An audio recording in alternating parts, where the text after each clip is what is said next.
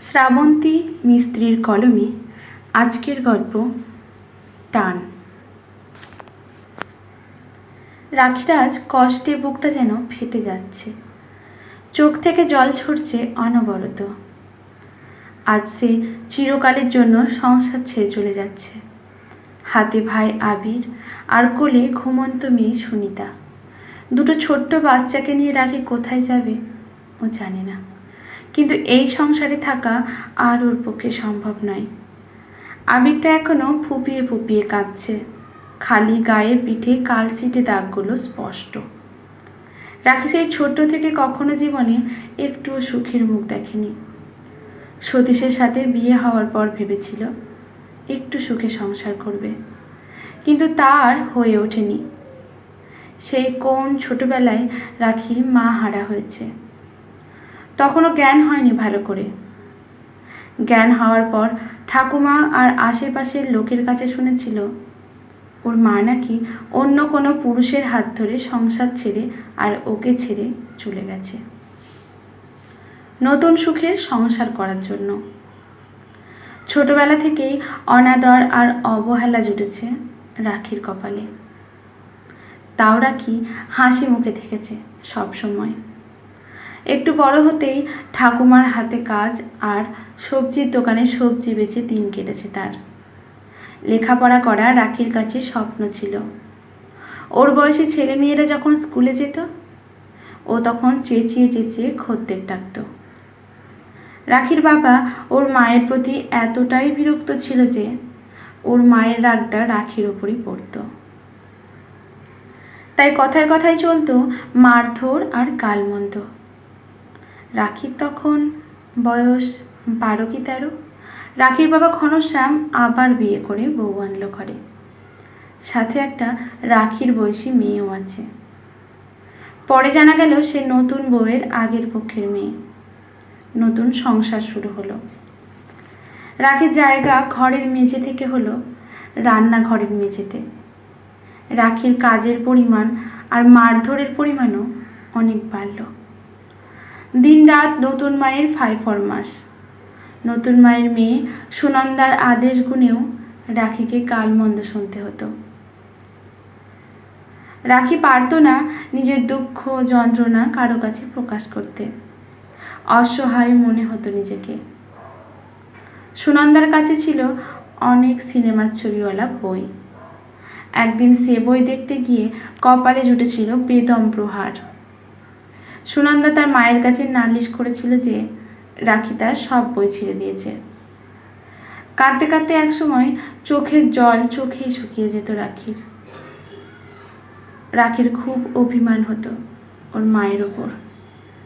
কেন যে ওর মা ওকে একলা ফেলে চলে গেল এইভাবে। মা থাকলে হয়তো লেখাপড়া শিখতে পারত, হয়তো মায়ের স্নেহ আদর ভালোবাসা কেমন হয় জানতে পারত। 1 বছর পর রাখির একটা ভাই হলো। রাখির বাবা ঘনশ্যাম তো ভীষণ খুশি ছেলেকে পেয়ে। ছেলের নাম রাখলেন আবির। রাখির দায়িত্ব আরও বাড়ল। আবিরকে খাওয়ানো, ঘুম পাড়ানো সব করতো রাখি। ওই ছোট্ট বাচ্চাটার ওপর একটা গভীর টান তৈরি হলো রাখির। নতুন মা রাখিকে যতই মারধর করুক, অপমান করলেও ভাইকে সে কখনো কাছছাড়া করতো না। সুনন্দাকে ভাইকে একটু নিতে বললেই মুখ বেঁকিয়ে বলতো, না, আবার যদি আমার জামা ভিজিয়ে নষ্ট করে দেয় ওকে আমি নিতে পারবো না। সুনন্দার মা তার জন্য নতুন জামা তৈরি করে দিলেও রাখির একটা ছেঁড়া জামাতেই দিনের পর দিন কাটানো হতো। আবির একটু বড় হতেই রাখি ভাইয়ের হাত ধরে হাঁটা শেখাতে লাগলো। 1 বছর বয়স আবিরের। একদিন সুনন্দাকে বাড়িতে পাওয়া গেল না। পরে অনেক খোঁজ খবর করে জানা গেল পাশের বস্তির গোপালের হাত ধরে পালিয়েছে সে। ঘনশ্যাম চিন্তায় পড়ল।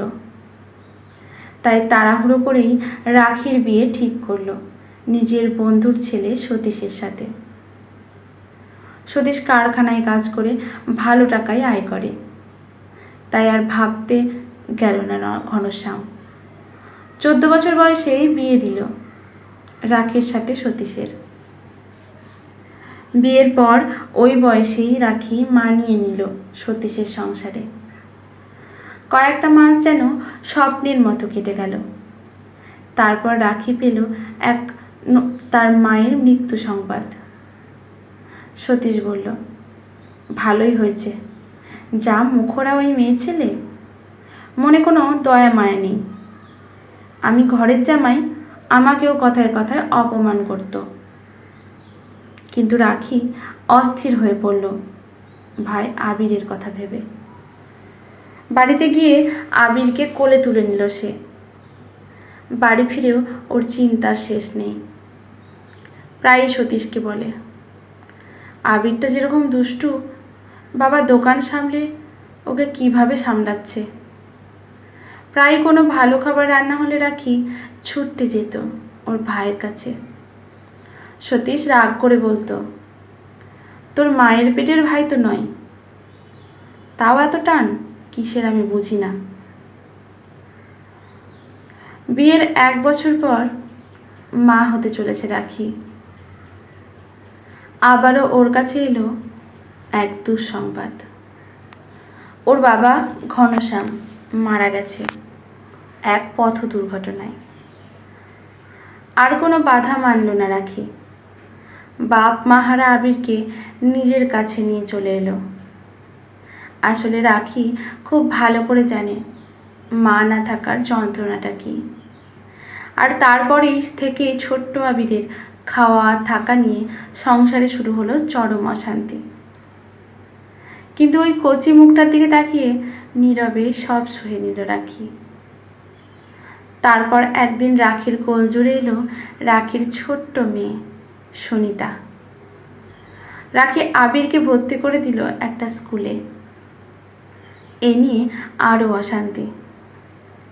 সতীশ বলল, সৎ ভাইয়ের ওপর তোর এত দরদ কিসের রে, বলেই নোংরা ইঙ্গিত করল সে। রাখি বলল, আমার ভাইয়ের পড়াশোনার খরচ তো আমি জোগাড় করছি, হাতের কাজ করে বিড়ি বেঁধে।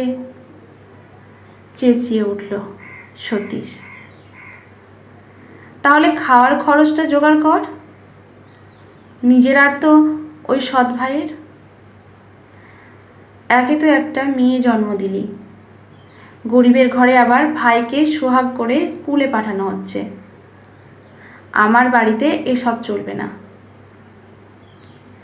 তারপর রাখির কপালে জুটত প্রহার। এগুলো ছিল রাখির সংসারের নিত্যদিনের ঘটনা। আবিরকে নিয়ে রাখির শ্বশুর শাশুড়িও যথেষ্ট অসন্তুষ্ট। কিন্তু যেদিন সতীশের জন্য রাখা একটু দুধ খাওয়ার জন্য সতীশ ছোট্ট আবিরকে নির্দয়ভাবে মারল, সেদিন আর সংযত থাকতে পারল না রাখি। ভাই আর ছোট্ট মেয়েকে নিয়ে ঘর ছাড়ল সে।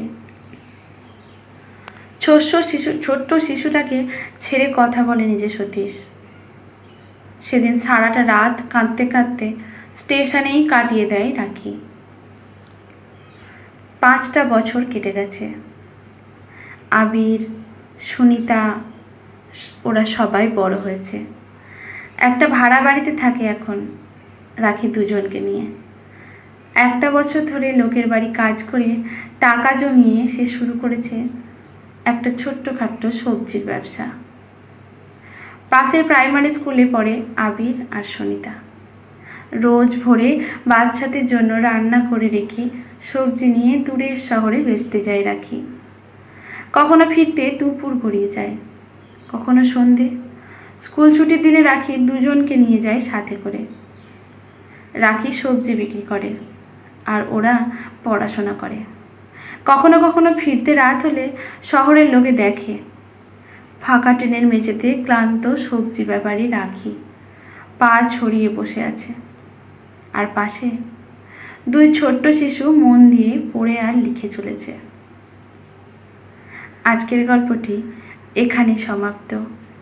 লেখকের প্রতি শ্রদ্ধা জানিয়ে লাইক, শেয়ার, কমেন্ট করতে ভুলবেন না। ধন্যবাদ।